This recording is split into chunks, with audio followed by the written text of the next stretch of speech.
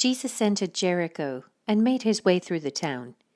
There was a man there named Zacchaeus. He was the chief tax collector in the region, and he had become very rich. He tried to get a look at Jesus, but he was too short to see over the crowd.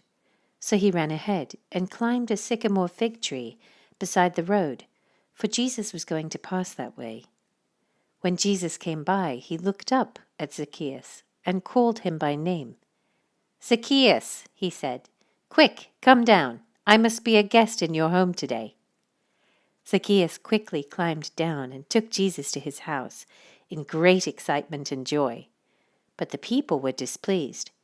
"He has gone to be the guest of a notorious sinner," they grumbled. Meanwhile Zacchaeus stood before the Lord and said, "I will give half my wealth to the poor, Lord, and if I have cheated people on their taxes, I will give them back 4 times as much."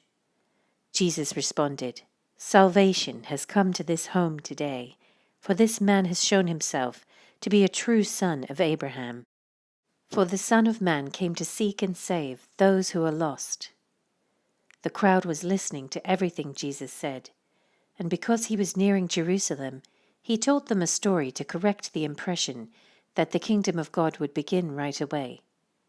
He said, "A nobleman was called away to a distant empire to be crowned king and then return. Before he left, he called together 10 of his servants and divided among them 10 pounds of silver, saying, 'Invest this for me while I am gone.' But his people hated him and sent a delegation after him to say, 'We do not want him to be our king.' After he was crowned king, he returned and called in the servants to whom he had given the money. He wanted to find out what their profits were. The first servant reported, 'Master, I invested your money and made 10 times the original amount.' 'Well done,' the king exclaimed.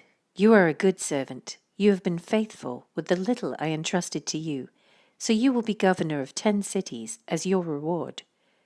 The next servant reported, 'Master, I invested your money and made 5 times the original amount.' 'Well done,' the king said. 'You will be governor over 5 cities.' But the third servant brought back only the original amount of money and said, 'Master, I hid your money and kept it safe. I was afraid because you are a hard man to deal with, taking what isn't yours and harvesting crops you didn't plant.' 'You wicked servant,' the king roared. 'Your own words condemn you. If you knew that I am a hard man who takes what isn't mine and harvests crops I didn't plant, why didn't you deposit my money in the bank?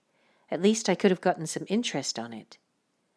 Then, turning to the others standing nearby, the king ordered, 'Take the money from this servant and give it to the one who has 10 pounds. "But master,' they said, 'he already has 10 pounds. "'Yes,' the king replied, 'and to those who use well what they are given, even more will be given. But from those who do nothing, even what little they have will be taken away.